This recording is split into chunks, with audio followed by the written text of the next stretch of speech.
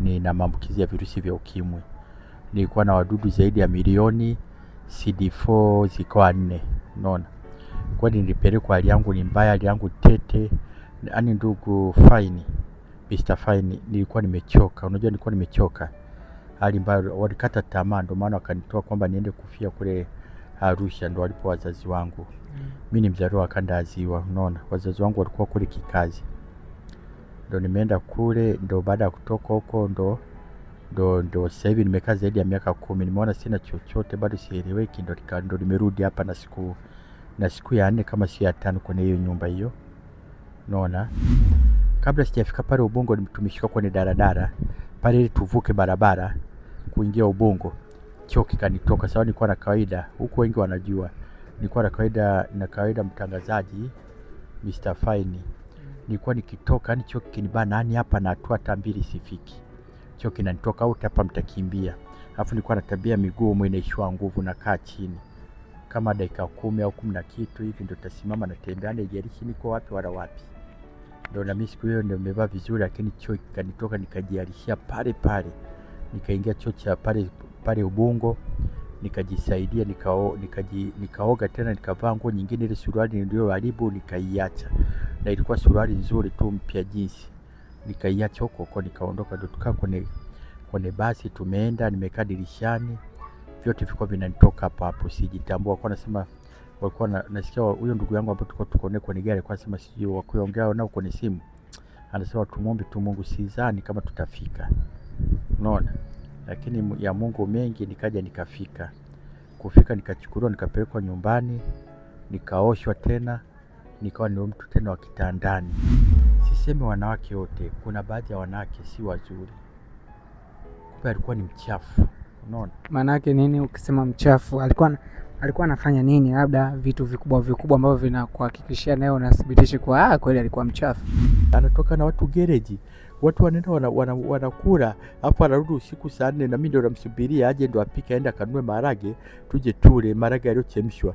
Anakuwa mkali, anasema kwanza, nikimwambia sasa mbona unaenda warudi nani, basi hela ziko wapi? Hela mimi zangu, mimi sio ndio haki ya kutoa au na mimi hapo nakusaidia tu. Akaanza kunichenchia. Huyu amesahau nilipomtoa. Unaona? Ndugu mtangazaji. Akawa mkali, anarudi muda anayotaka. Mimi nateseka, na anaondoka asubuhi. Mimi sinywi chai wala nini, anaondoka asubuhi. Mimi nabebwa pale na majirani wanatoa, nabebwa kabisa, napelekwa nje kuota jua. Alafu narudishwa. Mimi huyu hali ilivyokuwa mbaya. Yeye wala ana time, yeye alikuwa na time na wanaume huko nje. Mimi sio tena, mimi wa nini? Unaona? Mwanamke alivyokuwa mbaya huyu. Pole sana bro, pole. Ndio maana yeye aliniumiza, akasababisha paka mimi nikawachukia wanawake. Unaona? Hello Tanzania, Afrika kwa ujumla. Kwa majina naitwa Monsuri au Mr. Fine. Najua mkiniona tu nimekaa hivi na mtu waga mnafikiri kuwa muda wote unazungumza kuhusu kupatanisha mahusiano, lakini leo bwana niko tofauti kidogo. Niko na kijana bro. Huyu bro bwana, na sitasahau moja sana matata katika maisha, ambapo mimi mwenyewe wakati ananisimulia nikasema kumbe yenyewe kuna watu wanaishi katika haya maisha. Sasa nikaona sio mbaya, kwa sababu yeye pia bwana ana kitu cha kuzungumza na wewe unayemtazama. Wewe Mtanzania, wewe Mkenya, wewe Mganda, wewe Mrwanda, wewe Muafrika, wewe mzungu unaelewa hichi Kiswahili. Basi huyu bro yuko hapa kwa ajili ya kuzungumza na wewe, ili mradi uweze kumsikiliza. Cha kwanza tunaenda kujua jina lake. Bro, unaitwa nani kwa majina kamili? Kwa majina naitwa Bwana Drofu. Nasema tu hilo jina moja kwa sababu ndio niko hapa Magomeni. Kama ulipokuja hapa Magomeni Makuti, mimi nimetokea Arusha, nimekuja kusurvive huko. Nilikuwa kwanza pa Dar es Salaam mwaka 2015, ndo nilienda wapi na nilienda Arusha baada ya kuumwa. Nililazwa Mwananyamala hospitali. Uliumwa nini? Niliumwa maradhi tu mbalimbali, ikaja kusemekana nina maambukizi ya virusi vya ukimwi. Nilikuwa na wadudu zaidi ya milioni, CD4 zikawa 4. Unaona? Kwa nilipelekwa, hali yangu ni mbaya, hali yangu tete. Yaani ndugu Fine, Mr. Fine, nilikuwa nimechoka. Unajua nilikuwa nimechoka. Hali ambayo walikata tamaa, ndio maana wakanitoa kwamba niende kufia kule Arusha, ndio walipo wazazi wangu. Mimi ni mzaliwa wa kanda ya Ziwa. Unaona? Wazazi wangu walikuwa kule kikazi. ndo nimeenda kule, ndo baada ya kutoka huko ndo sasa hivi nimekaa zaidi ya miaka 10. Nimeona sina chochote, bado sieleweki, ndo nimerudi hapa na siku ya 4 kama si ya 5 kwenye hiyo nyumba hiyo. Unaona? Hapo usijali, tunaenda tu taratibu, najua watu watakuwa wanakusikia. Wazazi wako bado wapo? Bado wako hai, ndio maana niliwacha kule. Nikaamua kuja huku kusurvive huku mwenyewe, nikaona nirudi huko. Ni nani ambaye aliweza kukutoa Dar es Salaam na kukupeleka Arusha kwa wazazi, mradi kama ulivyosema wewe, walikuwa wameshakata tamaa, walikuwa wanataka sasa ukafie huko? Ni wakina nani hao? Walionitoa ni ndugu zangu. Ndio walichangisha huko, wakaja wakanitoa Mwananyamala inavyosemekana, wakawa wanasema mimi hapo ni kweli hali yangu mbaya, sijui nilipopata story. Walisema hapa tunakutoa sawa, lakini akizidiwa usamna kumrejesha tena kwa hospitali, mtajua wenyewe. Wakakubaliana sawa. Ndio na mimi nikakaa pale ndani ya nyumbani siku 2, nikasafishwa nini, ndio nikaenda nikapakishwa pale kwenye Ubungo. Wakati pale Ubungo, kabla sijafika pale Ubungo, tumeshika kwenye daradara pale ili tuvuke barabara kuingia Ubungo. Choo kikanitoka. Sawa, nilikuwa na kawaida huko, wengi wanajua nilikuwa na kawaida mtangazaji Mr. Fine. Nilikuwa nikitoka yani choo kinibana, yani hapa na hatua hata 2 sifiki, choo kinanitoka au hapa mtakimbia. Alafu nilikuwa na tabia miguu inaishiwa nguvu, na kaa chini kama dakika 10 au 10 na kitu hivi, ndio tasimama na tembea, haijalishi niko wapi wala wapi. Ndio na mimi siku hiyo ndio nimevaa vizuri, lakini choo kikanitoka, nikajialishia pale. Nikaingia choo cha pale Ubungo, nikajisaidia, nikaoga tena, nikavaa nguo nyingine, ile suruali ndio haribu nikaiacha, na ilikuwa suruali nzuri tu mpya jinsi, nikaiacha huko, nikaondoka. Ndio tukaa kwenye basi, tumeenda, nimekaa dirishani, vyote vilikuwa vinanitoka hapo, sijitambua. Kwa nasema walikuwa nasikia huyo ndugu yangu ambaye tuko naye kwenye gari, kwa sema sijui wakiongea nao kwenye simu, anasema tumuombe tu Mungu, sidhani kama tutafika. Unaona? Lakini ya Mungu mengi, nikaja nikafika. Kufika nikachukuliwa, nikapelekwa nyumbani, nikaoshwa tena, nikawa ni mtu tena wa kitandani. Nikiamshwa tu naenda kuoshwa, ni hivyo. Nikapelekwa hospitali tena Samani hapo.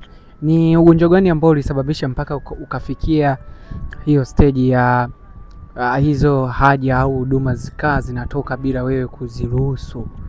Ni ugonjwa gani huo? Ni hayo maambukizi ya virusi vya ukimwi, au labda ulikuwa na tatizo lingine ambalo lilikuwa linakusumbua? So ni haya maambukizi ndio aliyosababisha. Yani sasa ilikuwa situmii dawa.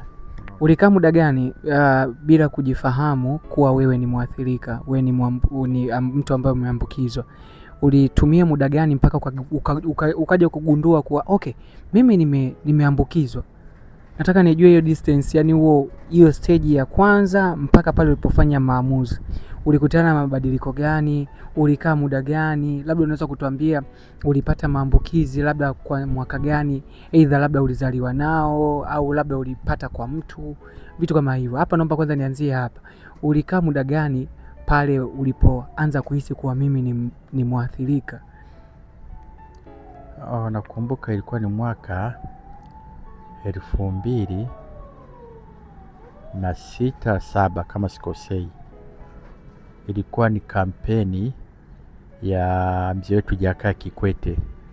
Kipindi hicho madarakani, kulikuwa ni kampeni yake ya kupima kwa hiari virusi vya ukimwi na kufungua, ndio haya kufungua CTC, unaona? Na kipindi hicho mzazi mwenzangu naye alikuwa ana ujauzito. Kipindi hicho ujauzito ulikuwa kufikisha miezi 6 ndio anaenda kliniki. Sasa ndio hiyo kampeni, naenda sikio kwenda kliniki, akakuta yuko positive. Unaona? Akaniambia mimi tunaishi pale Tandale Chama. Na mimi nikaenda kupima pale Tandale, kupima Tandale. Nikakuta na mimi naye niko positive. Nikaandikiwa, nikaanza kwenda Mwananyamala. Kipindi hicho Mwananyamala CTC ilikuwa bado haijajengwa, unaona? CTC maana yake nini? CTC yani wahudumu wote wa virusi vya ukimwi ndio wanaingia CTC, wameandika CTC. Okay, asante. CTC. Anaona. Ndio mimi nikawa naenda hapo, nachukua narudi. Baadaye jengo likajengwa likakamilika, nilikuwa naenda sasa pale. Mimi nikaja kuacha kutumia hizo dawa. Kwa sababu Nilikuja kuacha baada ya mzazi mwenzangu kumzaa mtoto, aliambiwa amwachishe baada ya miezi 3 anyonye tu maziwa, mama akamwambia simpe chochote. Na mimi nikaacha kutokana si kwanza wenyewe pale Mwananyamala wenyewe kwa wenyewe. So tulikuwa tunanyanyapana. Mtu anakuja pale amevaa labda kofia, ameshusha hii kofia mpaka hapa chini. Unakuta paka wanaume wamekuja wamevaa ile kininja ile nini? Ile ya wanawake, sijui ile ya Waislamu ile. Ameficha uso wote. Unaona? Wanaume Wanaume wapo. Na mwingine tena papa kavaa na kofia juu. Na wanawake hivyo hivyo. Sasa wenyewe tukiwa kule wanaanza kunisema kio huyu kumbe huyu anachukua kule dawa ya ukimwi. Sasa mimi kusikia hivyo mimi nikasema wala mimi sichukui. Unaona, mimi kweli nikakataa, nikasema mimi sichukui, bali mimi kule naenda tu kupeleka kufanya biashara, napeleka nguo, wala mimi sichukui. Ndio ile kadi mimi nikaenda nikaitupa Jangwani. Kipindi hicho nilikuwa nafanya kazi Jangwani site saidia fundi. Unaona, nikaitupa huko nikaachana nayo. Unaona, nikuachana nayo ndio hapo nilikuwa nimekaa sasa situmii dawa. Nilikuwa niko vizuri tu. Unaona ndugu mtangazaji. So ndo baada ya hapo ikaja kutifuka. Nilikuwa naendelea kweli vizuri, tuna maisha vizuri, nakula tu vizuri. Nilikuwa pale barabarani pale Magomeni na miradi pale ilikuwa nilianza na kandoro, ilikuwa nauza tu vizuri kandoro, sababu nilikuwa nateseka site, unapiga kazi unaumia, unapandisha nzege kule juu matofali, afu kwa siku unakuta unaingiza 1800 kwa Wahindi. Ilikuwa pale kama unapajua hapo nani pale karibu na faile jengo la CCM moja vijana CCM pale. Ile gorofa nilikuwa tunapiga pale kazi. Ndio nikasema mbona tunapiga tu kazi, yani era ni kulipa kodi kula basi, hakuna maendeleo. Na unateseka. Nikaamua kuacha, nikaanza kuuza kandoro kweli nimeuza, Mungu akanibariki, nikajikuta nilikuwa napata tu hela vizuri. Unaona, kupata hela vizuri, kacheza mchezo, nilikuwa tunacheza mchezo barabarani.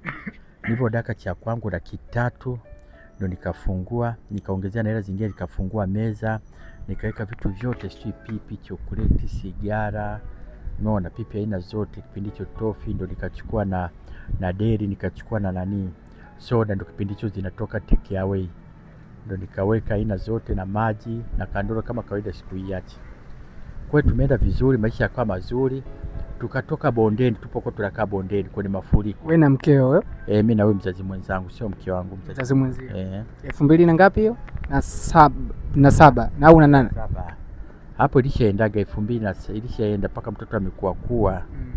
Unaona? Okay. Hapo nimeruka tu, unaona. Nikaamua ndo tukahamia pale Hazina, shule Hazina hapo nyuma nani mbele, nyumba mbele karibu na kazi. Tukahamia tukaishi vizuri, kwa maisha yakawa mazuri. Tukanunua kitanda 5 kwa 6 na godoro, tukachukua kiwandani, maisha kweli yakawa mazuri. Tukaweka sofa, kweli maisha yakawa ni mazuri. Tunakula unapotaka. Ndugu mtangazaji fine. Unajua kweli ukiwa unakula vizuri tu unaendelea tu kuishi vizuri. Sasa ikaja ile kisekeseke, vunja ile bomoa. Unaona? Ikaja bomoa. Na hapo wakati tuko pale nikaja nikafungua tena, nikapata hela pale nilipokuwa nakaa, nikafungua tena genge duka. Ukiacha genge duka nilikuwa nauza change na naagizia hela milioni 1.5 mpaka 2 nauza pale barabarani. Ukiacha hivyo nilikuwa nakopesha hela kwa riba, walikuwa wanakuja kule wanakopa, mtu anakuja analeta kitu anaweka kama redio yake.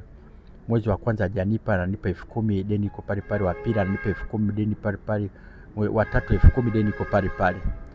Ikifika wa 4 basi mimi na wewe hatudaiani. Kwa tunaandikishana pale kwa mwenyekiti pale, unaona. Ikaenda hivyo, shetani yuko kazini. Ndio ile vunja pale, katika vunja ndo hali yetu ikaanza kuwa mbaya. Na pale ninapokaa mtaani tukaja tukaibiwa, wakachoma na ile banda ile genge duka wakachoma. Kwa hiyo maisha yakaanza kuwa mabovu. Tuna maji na dere, tunavizia tu, tunauza, tunakimbia. Na mwanamke kumbe hapo. Unaona? Mwanamke wangu, samahani kuita mwanamke wangu, mzazi mwenzangu. Na yeye kumbe alikuwa na ile kona. Unaona? Kona. Sisemi wanawake wote, kuna baadhi ya wanawake si wazuri. Kumbe alikuwa ni mchafu. Unaona? Maana yake nini ukisema mchafu? Alikuwa anafanya nini? Labda vitu vikubwa ambavyo vinakuhakikishia nayo unathibitisha kwa kweli alikuwa mchafu. Jambo la kwanza, pale pale barabarani alitoka na mpiga debe, kaenda huko kadanganyiwa, akanywa sijui bia mbili, wakatoka naye, kamwachia mzigo. Ukiacha hapa hapo, katoka na jamaa anaitwa Yona. Huyu anakimbiza maji barabarani, huwa anakimbiza tu maji, anauza, alikuwa anakimbiza pale hapa hapo Magomeni. Sasa unaposema watu watakuwa wanajua, unaona, wanaelewa, kila mama Sakila, mama Vivi, wote wanajua. Unaona? Mama Zai, unaona? Mama Usina, wote wanaelewa. Katoka naye Jose, wanajua. Katoka naye paka na mama Eliza, wanajua. Na katoka naye kwa kwenda kudanganywa, ndugu mtangazaji, kwa chipsi. Eti chipsi tu akaenda akamwachia, baada ya kumfanyia uchoyo mbaya akamwachia. Ndio maana nikasema mwanamke alivyokuwa mchafu, unaona? Yaani ukisema kamwachia ni kamwachia maradhi yao watu. Maradhi, kamwachia ni kamwachia uchi wake. Sababu ya chipsi. Chipsi, unaona? Na wakati mimi, ndugu mtangazaji, pale kwa tu akiuza tu chips, tukitoka pale lazima ali chips. Mimi nakwambia, mimi naomba, mimi nataka tu ugali. Anakula chips na atachukua soda. Alikuwa anajipendelea kweli. Lakini pale kumbe yeye alikuwa anatoka huko, unaona? Na ukiacha kipindi hicho, kabla mimi na nani pale, alikuwa anaenda anashona Karume. Anashona tu sijui vilaka nini, ananiambia yo naenda na kesha, sio, anarudi tu anavaa, anaenda tena kesha. Tena kirudi tena naenda na kesha. Kumbe pale, hamna, kumbe anaenda kwa wanaume.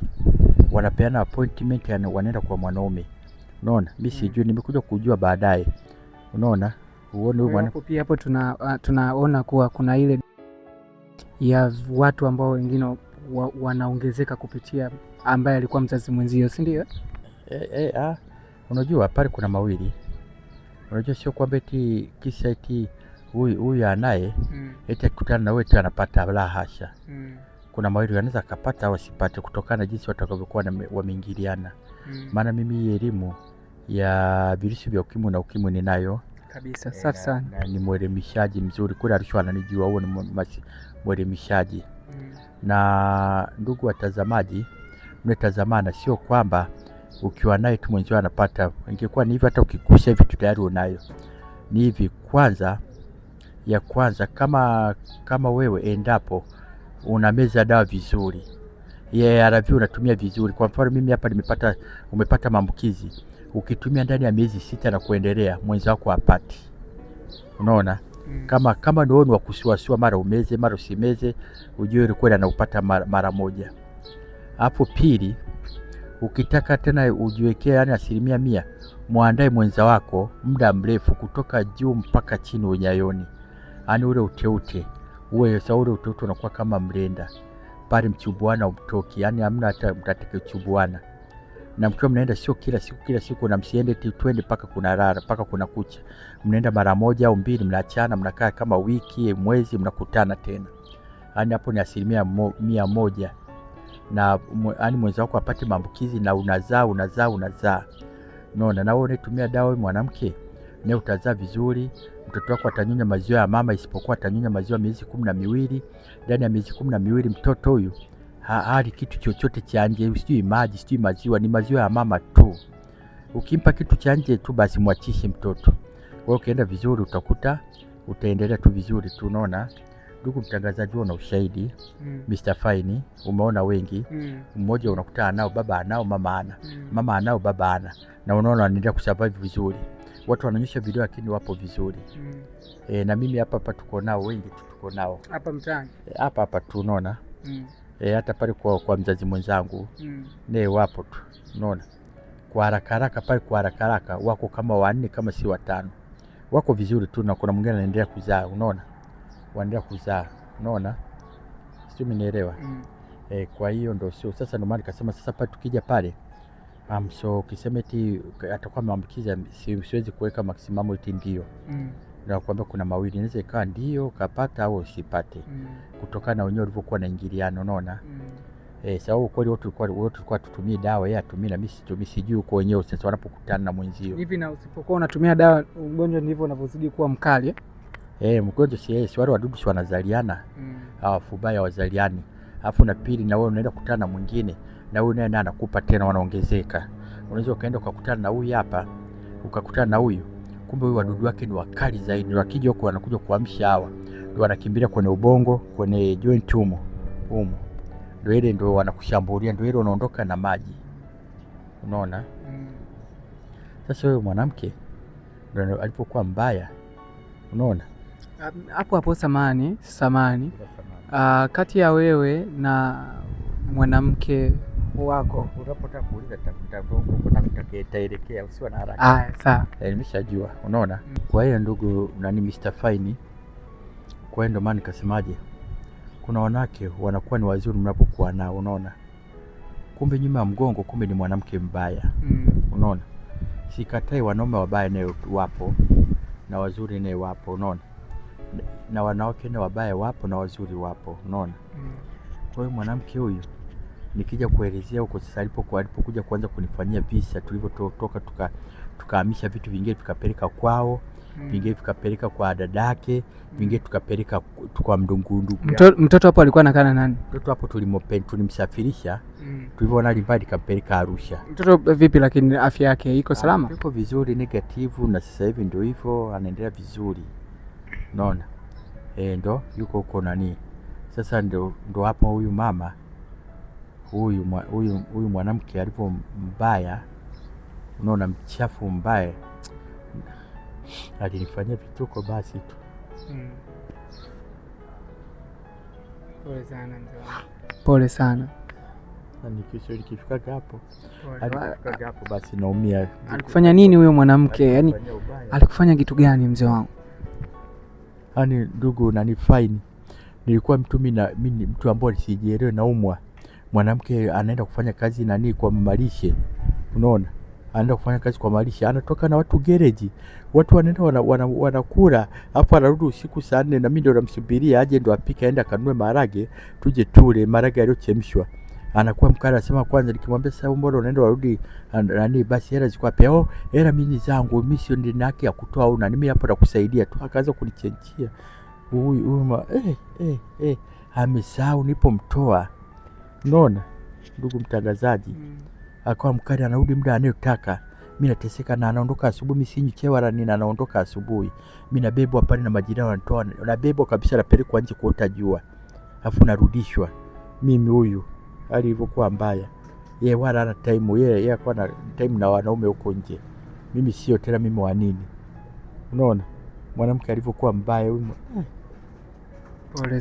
Pole sana bro. Pole. Ndio maana yeye aliniumiza, akasababisha paka mimi nikawachukia wanawake. Unaona? Ndio ile alikuwa mbaya, ndio nilipolazwa hospitali, nikabebwa kupelekwa Mwananyamala, nikapakizwa kwenye bajaji. Na Jose ndio alikuwa rafiki yangu, ndio alikuwa anaendesha bajaji, yuko pale barabarani. Nikapelekwa wapi? Mwananyamala. Kupelekwa Mwananyamala ndio nimetoka ile napelekwa Arusha, ndio mwanamke ndio akapata pale sasa uhuru, akapata uhuru kwenye vigodoro. Si umpati huyu anambambia pipi, mara huko watu wanabambia wanarudishwa, unaambiwa alikuwa anarudishwa kwao nyumbani saa 9, 10, 11 ndio anarudi nyumbani. Huko mara mimba.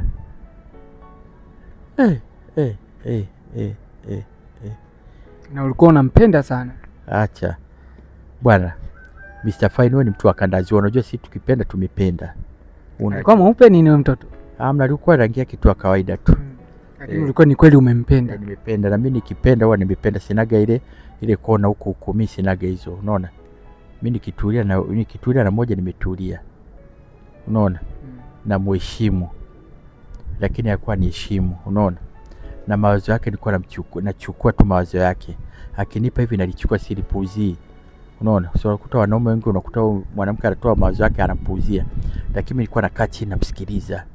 Namwambia sasa ngoja nilifanyie kazi, na nilifanyia kazi. Likibuma naambia ile wazo lako limebuma bwana, hebu tufanye hivi.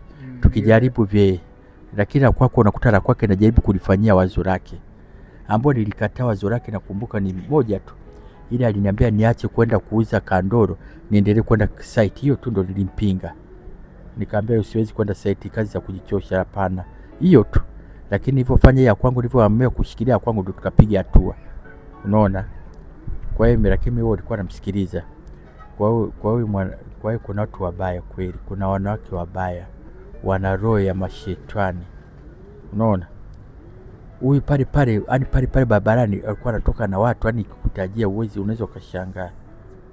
Unaona, bado tulipokuwa tunakaa pale sasa Tanda, tulipoenda kwa mdogo wangu. Haya, ukiacha hiyo, ukiacha sasa mimi nilipokuwa niko kule Arusha na ugulia huko, yeye uko mimba na mimba ya miezi 5 ndo anahangaika anataka kuitoa. Nikapata taarifa anataka kutoa mimba, tumeenda hospitali kaambiwa 90,000 na hana hela. Anahangaika huko site. Anahangaika kwenda kuuza vyakula mamalishe huko ili apate 90,000. Mimi nikamwambia yasi hangaika kutoa, kitoa kuna mawili. Kama sio kufa hatozaa tena. Unaona?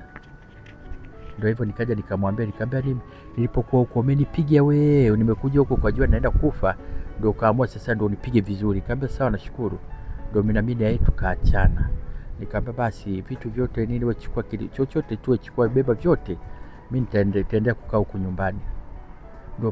Ndio pale nani Mr. Fine.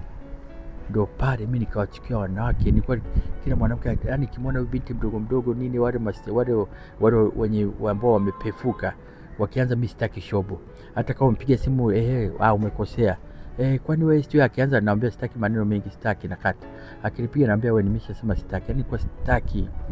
Unaona? Unajutia kuwa na mwanamke kama huyo? Najutia kwani kidogo. Mpaka leo mimi najutia. Nikimwona mimi kweli tunaona naye tusemeshane, tuenda pale tutaona mtasamia nyumba. Anakaa wapi? Sio mbali, ni pale makaburini hapo gereji. Mitaa hii? Magomeni. Utaona ukimwona. Na yeye mida yake akishamaliza akishatoka kazi na yeye sasa hivi anafanya kazi hapo kwa nani? Hapo kwenye chakula hapo shuleni hapo Ali Hassan sijui. Anauza, ndio akirudi huko anavaa nini huyo? Yeye sasa hivi ni mtu wa pombe. Anadai ananunuliwa, anaenda huko kwenye pombe visiti vibaba huko. Kuna klabu sijui grocery iko pale. Ndio huko nilikuja kumshauri wakati niko kuambia achana mambo ya pombe. Unawafundisha nini watoto wako? Akaambia achana na mie. Unaona? Ndio akwambia huko nitakuja kuelezea na vitu vingine alivyonijibu. Unaona? Nitakuja nitaongea vitu vingine maadamu akiwa mpole, lakini akiwa mkorofi nitakuja nitaongea, nitamwaga, nitatoa siri zake zote ili watu hapa kwenye media hapa watazamaji wote wapate kuona, wapate kusikia. Unaona? Nitaongea anyway, hapo akiwepo hapo au ameondoka nitaongea. Okay. Tusimhukumu kwa sababu yalishatokea. Tunachukulia ni sehemu ya makosa tu ya mwanadamu kakosea. Kitu gani ambacho unatamani ungekuwa unakifanya sasa hivi? Mimi kitu nilikuwa natamani. Mimi kwa tamani sasa hivi ningekuwa na mimi nakaa na familia yangu, unaona? Natamani na mimi naye niwe na familia. Natamani niwe na mimi nafanya shughuli zangu, unaona? Najishughulisha, naingiza chochote kitu, unaona? Natamani nikiwa nimetulia, ndo maana nikafunga safari, unaona? Nikaje huko. Nimefika pale kweli, nilipofika nilifikia kwao. Niliongea dada yake nikakaa kwao. Wewe mkeo? Sio mke wangu. Wewe mzazi mwenzio? Mr. Fine, mimi nitakuja nitaacha hapa. Ukirudia tu kuniita mke wangu. Okay, mzazi mwenzio. Mimi nakwambia ukirudia kuniita mke wangu, kweli mimi nitaacha hapa. Sawa, nisamee mimi. Sawa, ukisema hivyo roho yangu inaniuma, sitaki hata kumsikia. Pole sana. Tunaenda mimi na wewe kwa heshima tu, lakini sitaki tuonane naye hivi. Sawa, yeye anipenda, mimi simpendi. Unaona? Nilifika pale kwao nikaongea na dada yake, niliongea kwenye simu, nikamwambia naomba nije nikae hapo kama wiki 2 hivi. Nijitafute niende nikapangishe chumba. Akasema sawa. Kwa nikafika pale kwao nikakaa kama siku kadhaa hivi, nikaenda Mbande, nikaongea na rafiki yangu ambaye tunaishi naye mwanani pale Tandale. Akaniambia njoo kwenda Mbande. Mimi nikajua Mbande ni karibu, kumbe Mbande ni mbali. Magari mawili, ukifika hapo unachukua tena pikipiki paka huko ndani huko 3,000. Nikaona huko, nikakaa wiki, nikaona pata nikosi, nikarudi tena hapa. Kurudi hapa acha nimepata shida. Huyu mama akiamka huko akitoka huko ameelewa saa 7 saa 10 usiku anatukana, sijui nini, anamchukia. Mtoto wangu anamkatalia, mpaka sasa hivi anamkatalia mtoto wangu kuja hapa, sijui nini, unaona? Na ukiangalia mtu unaangalia na mazingira yenyewe, na mimi nilimwambia, nikamwambia mtoto siwezi kumruhusu kuja hapa kutokana na wewe jinsi ulivyo. Unaona? Wewe ni mlevi, unakunywa pombe. Unatoka tu ukifitoka huko unaenda kwenye pombe. Inakuhusu nini? Sijui nini. Mtoto wangu nimemzaa mwenyewe. Ndio umemzaa mwenyewe, lakini sikatoka kwenye kiuno changu. Unaona? Kwanza ukunitolea mali. kwanza huyu sio mtoto wako kunitolea mali. Kaambia sawa, lakini mtoto sijamkataza kuja, atakuja, ngoja tu amalize elimu yake, atafanya nini, atakuja. Sasa hivi anasoma kidato cha ngapi au form ngapi au darasa la ngapi? Ndo anaenda chuo. Safi. Na kweli sitaki, tukienda pale utaona utaona kwa nini sitaki, utaona mazingira. Kameramani atachukua pale tunapoingia pale kwenye ile nyumba, mtaangalia wenyewe na watazamaji ni wataangalia. Chukua tukiaina kiwiziwizi, watazamaji wataona. Unaona, na ndo wenyewe nao watasema, ndo utajua ni kwa nini namkataa.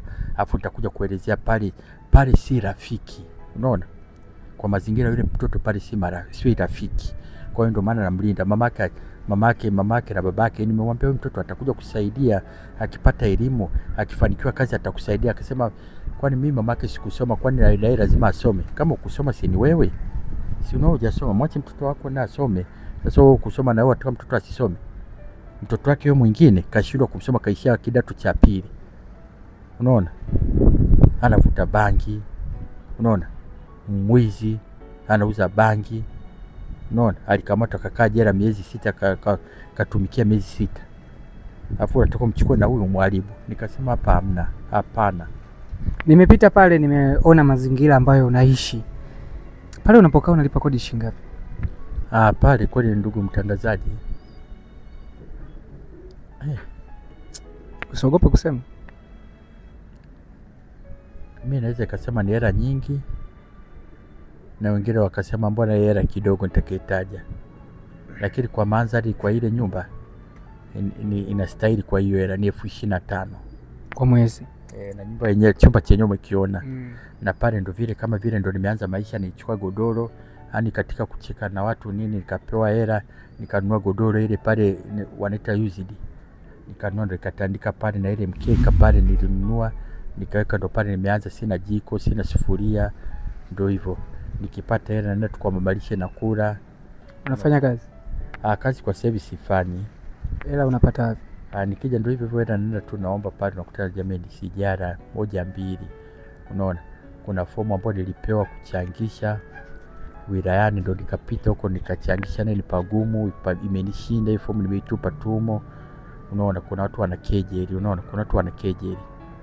Unaona, wewe kama wewe unavyoona, ni kazi gani labda watazamaji hapo wakiamua kukuchangia, ni kazi gani labda unaweza ukaifanya kwa sasa hivi ili iweze kukuingizia kipato uendeleze maisha yako? Kwa sababu guys, watazamaji wa Monsuri, naambieni kitu kimoja.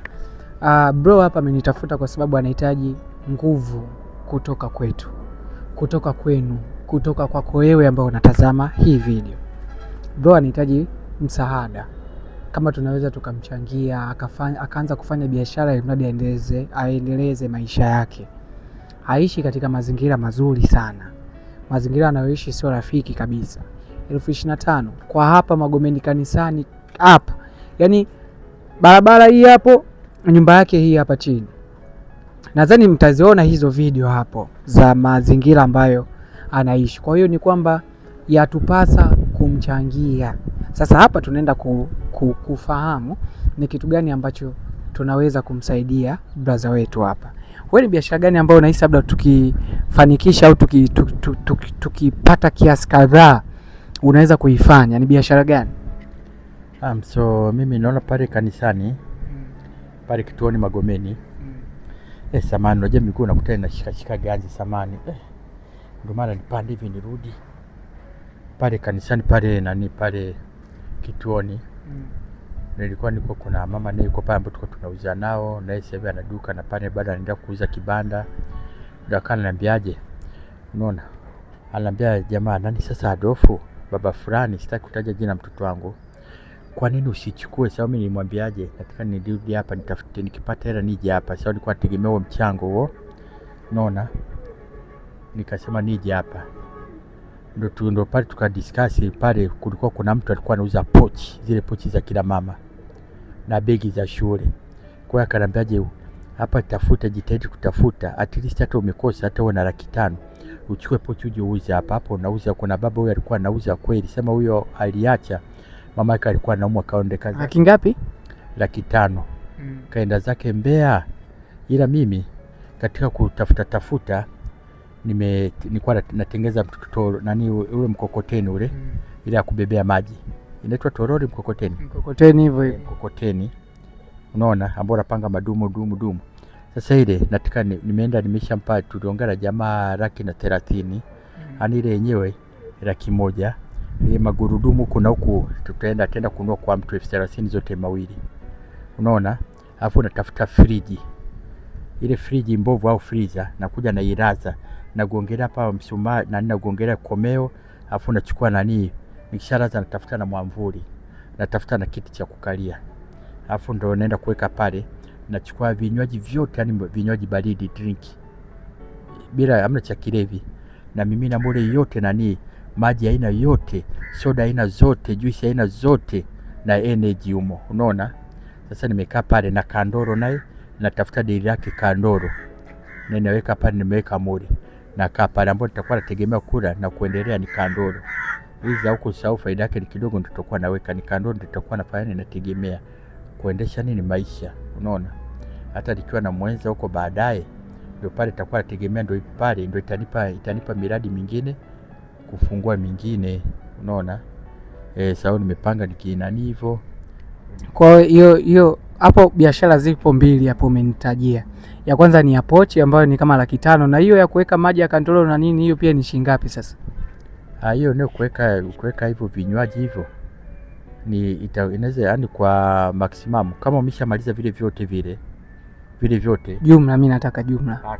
Kwa jumla kama 700,000 hivi, kwa mimi napo 700,000 au 6 la point. Je, watazamaji ikishindikana kupatikana hiyo pesa tutafanya nini? Ndio maana mimi nilikuwa naomba watazamaji, mimi nilikuwa naomba tufanye hivi, kama watakayejitolea, naomba twende tu wenyewe, yani mimi siwasinipe hela mkononi, twende tu akanichukulie tu vitu hivi, unaona? Wanichukulie tuchukua hivi tuweke hivi tuweke, unaona? Kama ni matengenezo na uhakika, nisiwadanganye. Ile toroli mimi mwenyewe nitaimaliza. Kuna mtu ambaye tulisoma naye kanaidi ananipa hela.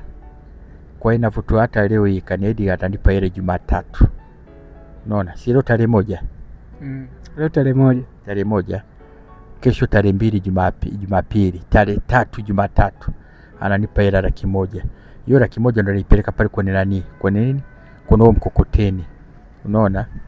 Ndio utapata mkokoteni. Kwa hiyo pale nitakuwa nimemaliza. Sasa pale mimi naona pale maximum labda mwamvuli na nini, labda mimi naona maximum tupate tu ile vifaa vyenyewe vile vinywaji labda iwe 300,000, imezidi na point sana tu nianzie tu hivyo, ni mwage mure na mabarafu basi. Lakini hivi hapa na uhakika, maana tulisomana ni ile hospitali Kongoi, tulienda tukaonana naye na kanifurahia sana, yeye ni daktari. Nikamwelezea akaniambia, akaona kweli dawa zangu. Kwa hiyo sasa hivi unatumia dawa vizuri? Zipo. Mimi ndio maana nikakwambia mimi mmasishaji mzuri, natumia dawa vizuri. Na mimi nikikuta makundi huwa napenda kuongea nao, jameni. Nikikuta huwa mikumbatiana nawapa semina. Nawaambia 1 2, acheni ngono zembe, baki na huyo. Na wewe sio unatoka hapo unampa mwenzio mgongo, unaenda kufanya yako. Na wewe dada na unampa mwenzio na unawasiliana mwingine, acha hizo. Unaona?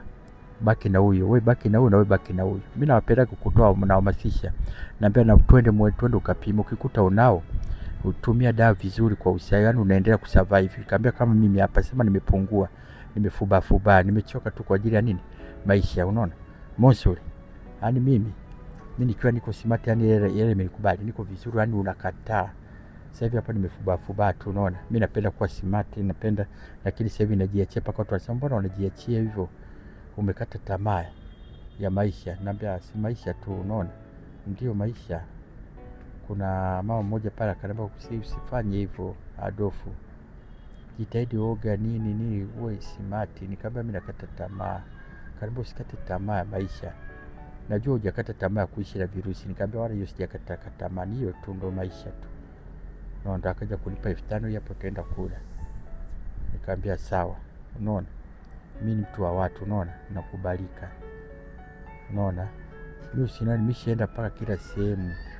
Nimeshaingia hizi wizara mbalimbali, yani naingia huko, si kwa mkuu wa wilaya, si kwa nani, naenda na ile shida zangu. Unaona? Kwa hiyo sasa hivi kikubwa ambacho unahitaji taifa la Tanzania, Watanzania na watu wanaokutazama ambao wapo nje ya Tanzania wakusaidia kitu gani? Mimi nilikuwa naomba watazamaji, naomba nitoe na kofia. Mimi nilikuwa naomba hapa mnione vizuri. Wote mnanitazama hapa nilipo. Mimi nilikuwa naomba ulioguswa kwa namna moja nyingine, sio nahitaji, naombeni wote kuanzia Tanzania mpaka nje ya mipaka ya Tanzania, si yuko Uganda, Kenya, Rwanda, Burundi, Amerika, yani nchi zote za Ulaya, bara ya Ulaya, bara ya Afrika, bara ya Asia, wote na kuanzia humu ndani ya Tanzania, kwa viongozi na watu wote mtunetazama hiyo nilikuwa naomba mnisaidie chochote ili nijitoke hapa. Mimi kweli ni mimi, sio kwamba nimekata tamaa eti kwa ajili ya kutumia dawa, pana. Unakuta nimekata tu tamaa maisha. Monsuri, mimi nishaenda barabarani kujikanyagwa na gari imetoka huko Nikalala. Sijui hujawahi kusikia taarifa. Nishaenda kukanyagwa hadi kanyagwe na gari. Wa bodaboda wakanichukua naweka pembeni, si mara 3. Mara ya mwisho nilikunywa ARV zaidi ya 20, nikaenda nikaponea hospitali. Nilikuja nikapona. Nikaandika kwamba nimeamua tu, ni mimi mwenyewe, sijalazimishwa na mtu yoyote. Unatamani kufa? Nilikuwa tunatamani kufa na si sasa hivi. Je, unatamani kufa bado? Kwa nikaga hapo bado nikilala kama hapa ndo ulivyoniita. Pia si nilikuwa nimelala, sijatoka nje, niko tu humo ndani. Mimi wasitoki, na kama sina issue nini, kama hizi siku za Jumamosi, Jumapili nakaa tu humo ndani. Na pakikucha nakaa hapo humo tu ndani, sitoki. Unaona kama kuna mtu jana, utaona watazamaji, nilipewa mchele, sukari, mafuta ya kula, mkate na Blue Band. Lakini nimepewa hivyo, sina jiko. Nimeweka hapo, nimekuja tu nikaomba tu chai ambayo haina sukari, nimekuja nikakoroga hapo, nikapaka mkate wangu Blue Band, nimekula basi. Mchele sina pa kupikia. Unaona? Na mafuta sina pa kuongea, nimeweka tu mwili, nikipata jiko nifanye nini? Ndio napika, na mimi ni mpikaji mzuri, ndio napika nile. Mimi sipendi kula kwa malisha, na kula ni basi tu, unaona. Kwa nilikuwa naombeni mnisaidie. Mimi na mtoto ndio huyu hapo, ndio mwezi Oktoba wa 10 ndio anaenda chuo, unaona.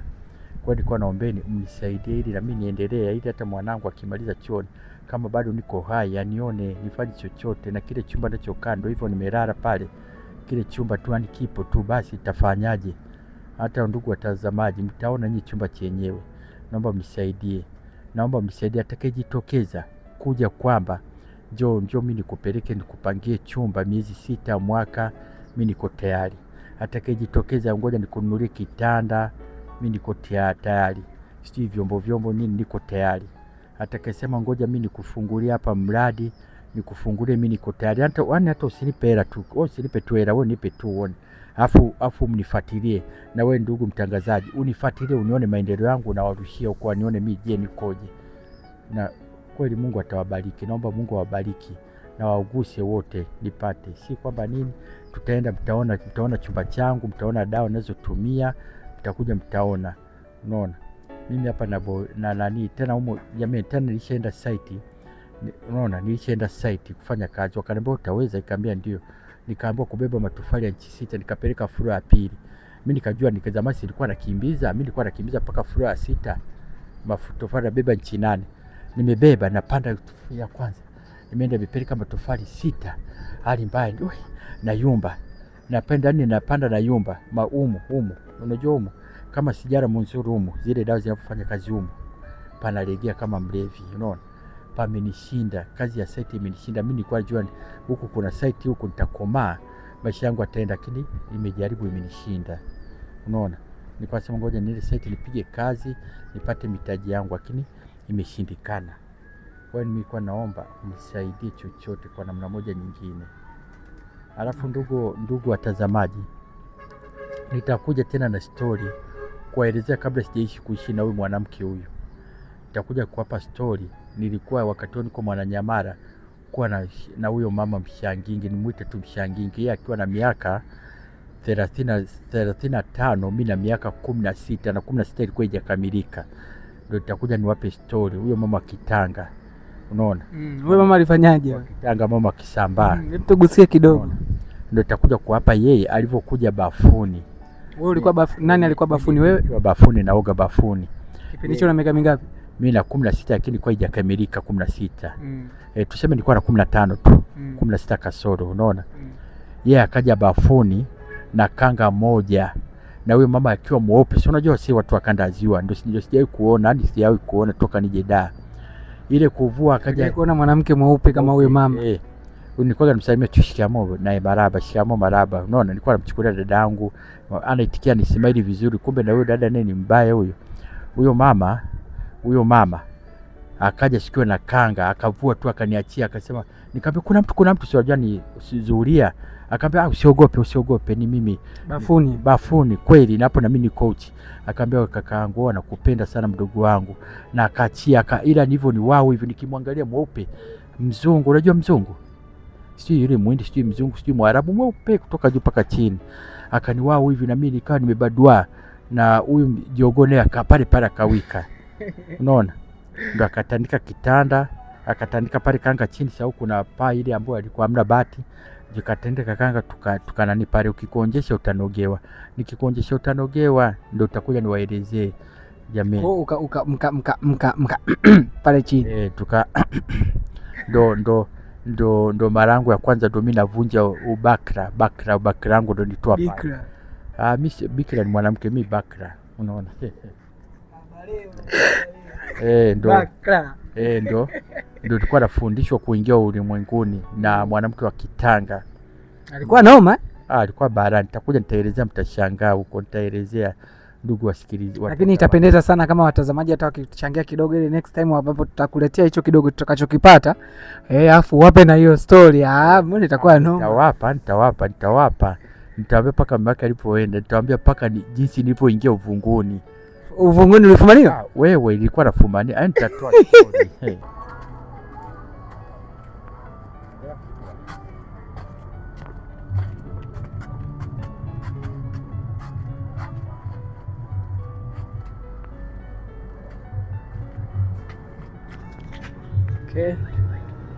Jamani, bro wetu ndipo anapoishi hapa, angalieni. Anaishi hapa. Lakini hapa bwana ndo barabara. Hii hapa.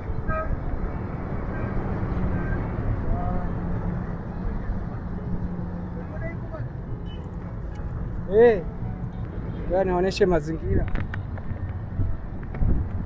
Jamani, tadondoka sasa.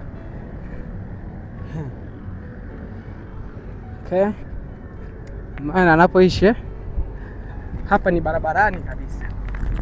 Hapa ni barabarani.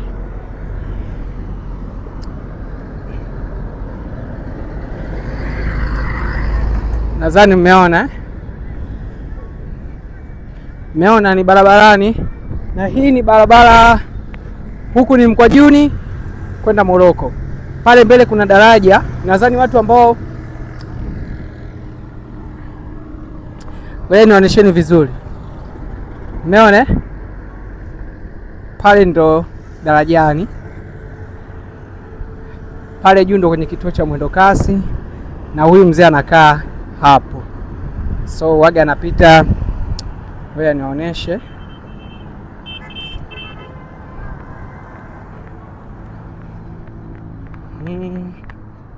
So jamani, tumsaidie kwa kidogo ambacho tutabarikiwa.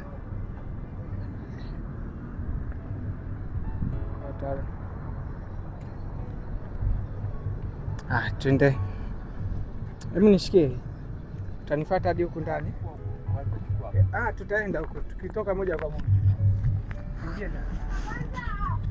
Angalia hapa na. Okay. Utakuja hadi ndani? Hapa bro amefungua, sasa tunaingia ndani kwake kupaona anapoishi.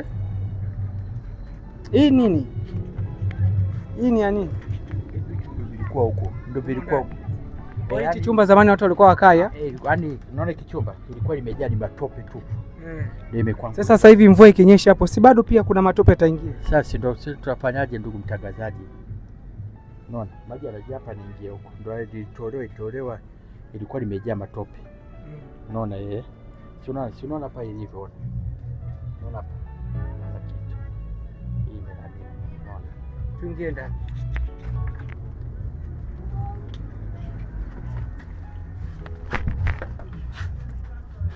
Okay. Si ile taa ya umeme inawaka. Okay. Njoo ndugu yangu, njoo. Hii nini? Ni mkojo? Kwa nini unakojoa kwenye naniliu sasa? Sasa nilikuwa najua na nini hivyo.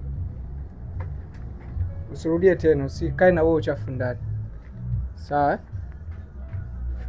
Yeah. Yaani hapa sema hapa unateseka sana na kelele. Barabara hii hapa. Okay. Sige. Yeah.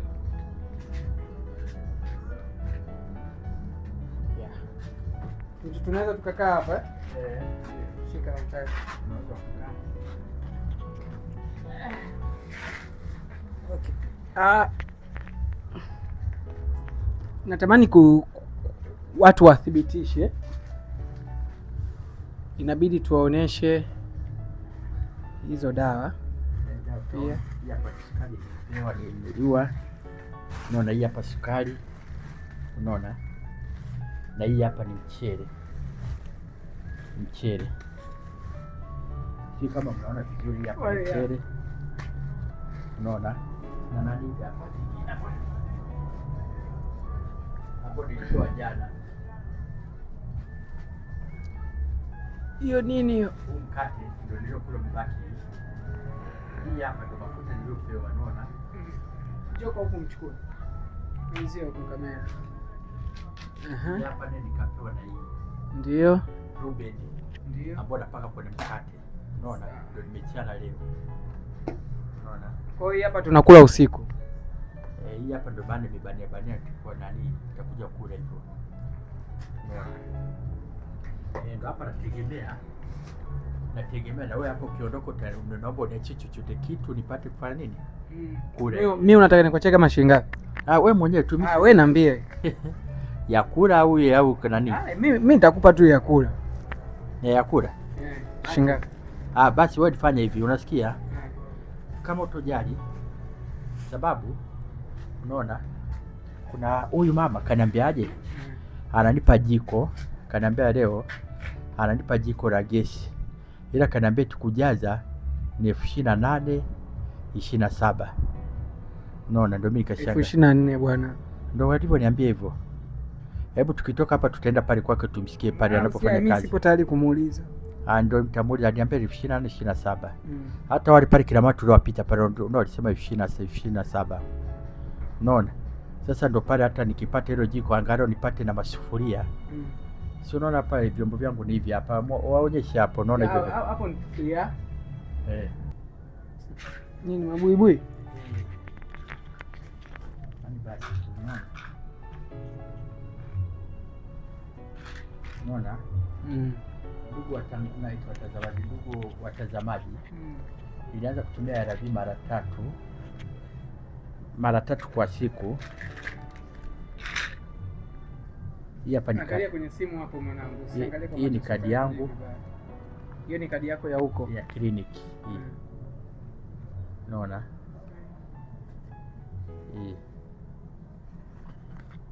Hii hapa. Hii ndo bado sijaitumia hii. Bado hujaifungua. Unaiona? Sasa hii hapa mara ficha huko mbali. Hii hapa ndo ambayo ndo na meza sasa hivi. Hii ambayo ndio fungua hii hapa. Unaona?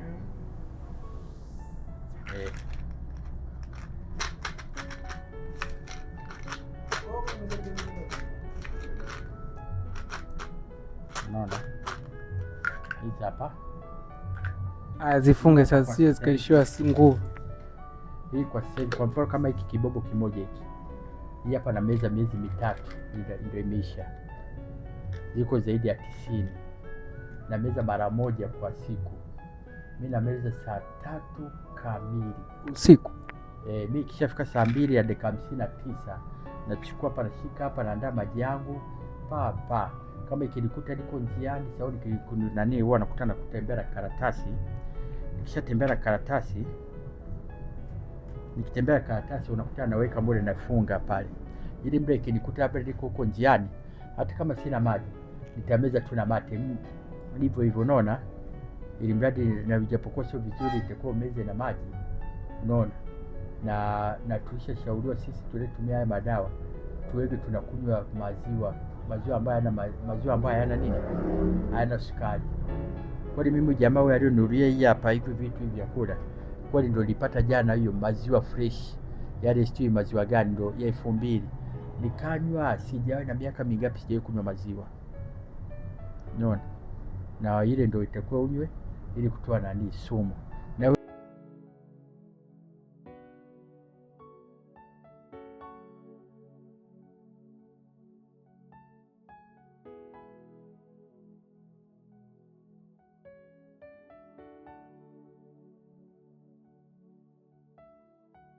nikachukua nikaondoka, unaona.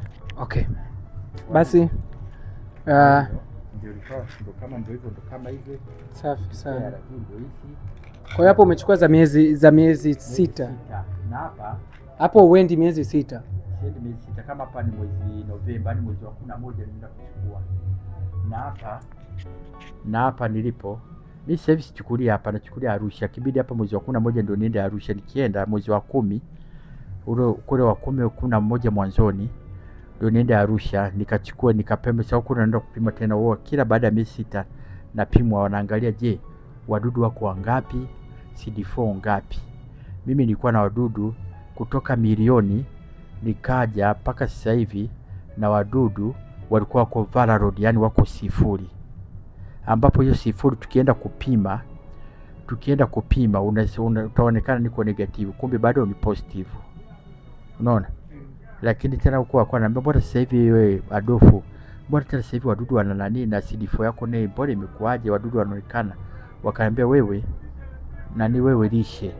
Nikaambia kweli mimi lishe na mawazo, stress. Wakasema achana na stress, punguza. Kweli mimi nawaambia wote mnetazama, mimi silali. Mimi ukipiga hata simu saa 7 usiku, saa 10 ndio unakuta mimi naweza nikalala kuanzia saa 11 ndio usingizi unanichukua. Mimi niko macho, niko tukitanda nageuka mawazo huko na waza huko, nakumbuka maisha yangu nini, unaona. Kwa hiyo ndo nikaambiwa hivyo, lakini mimi nilikuwa niko vizuri kwa nisifia pale Mount Meru, na sifiwa na manesi jinsi ilivyoenda na jinsi utumiaji. Lakini sasa hivi wanasema wewe sasa hivi unatuangusha, tuko kusifia, unaona. Kila tukienda kupima wanakuta niko wadudu wa 0. Tukienda kupima, sikio nimeenda kupima hospitali kile nikituona kwa tuenda kupima nikakuta niko negative. Nikamwambia yule tuenda naye, kwa dada nikamwambia mimi siko negative, mimi bado ni positive. Akaambia hamna, wewe tumepima. Nikamwambia sikiliza, wadudu ndio wamefubaa, wamekimbia wamefubaa. Nikamwambia sasa hapa ndo nikiacha kumeza nikapotezea, ndio ile ambayo naenda kutana na huyu na huyu na huyu, napata huko ile virusi vile tena maambukizi mapya inaenda kuamsha wale, ndio pale kwa heri. Nikamwambia ndio maana wengi ndio wamekufa kwa ajili ya hicho. Wanasema nimepona, wanaanza ngono zembe, ndio inakuja kuamsha wale ndio wanakimbia kwenye ubongo, kwenye viungo hapa, wale wao inaenda tayari na maji. Nikamwambia kwa hiyo siwezi kuacha paka niambiwe na daktari. Mganga wangu atakaponiambia sasa hapo sasa hivi simezi, lakini ukiacha unaenda kila mwezi unaenda kupimwa kila mwezi huko umezi. Basi sawa mzee wangu, tusiwachoshe watu. Nilikuwa naomba watazamaji, naomba mwenye kunisupport siku mwezi wa 10 mwishoni, ili niende, naomba mnisupport, mnikatie tiketi niende nikachukue dawa, nifanye na vipimo, nichukue dawa, nichukue na uhamisho, nilete huko ili nihamie huko saniwe huko. Naomba mnisaidie, mtakaniahidi kwamba mtakuja kunikatia tiketi kwenda na mwingine labda kurudi, au huyo kwenda na kurudi na kupata kula tu njiani. Basi nilikuwa naombeni ili niende kule nichukue. Hata siku tukienda na ukitulipia na tukaenda na jamaa hapa, tunaenda kwenda nachukua kule, napoenda kule siku ninapoenda Mount Meru, mtaona mandhari ya Mount Meru wenyewe, mtajua hivi kwa hapa ni Mount Meru. Tunaenda chukua nini, tunarudi liko kuna usafiri, tunaenda wote, si ndio hivyo Mr. Fine? Twende wote turudi wote. Nilikuwa naombeni, kutoa ni moyo, sio kwa bali kutoa kutajini. Na mimi sinywi pombe aina yote, mimi sivuti bangi, sijui mirungi, sijui kuvuta sigara, hapana. Mimi hata mimi sina magrupu yale makundi situ hivi asina. Hata Arusha anajua mimi sina makundi. Mimi hata polisi kule Central kule wananijua kwamba mimi sinaga makundi. Mimi kundi langu na wasalimia tu hapo, huyo anatembea hivi. Mimi sitaki mazoea makundi, magrupu ndo mabaya. Utajikuta unaingia kwenye ulevi ambapo sivyo.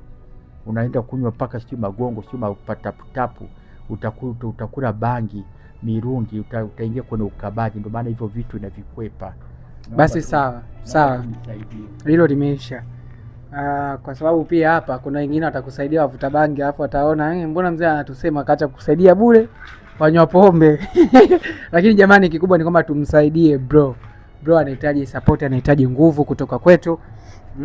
Kikubwa na nyie mnipe nguvu. Mimi msiponipa nguvu na mimi sitokuwa na nguvu. Kwa hiyo bro, wewe ni kuendelea kuomba Mungu tu bila kuchoka. Mimi niwatakie jioni njema na wakubali sana mashabiki zangu, marafiki zangu ambao mpo ndani ya Tanzania na nje ya Tanzania. Niwatakie siku njema, Jumamosi njema yenye baraka kwako. Amina.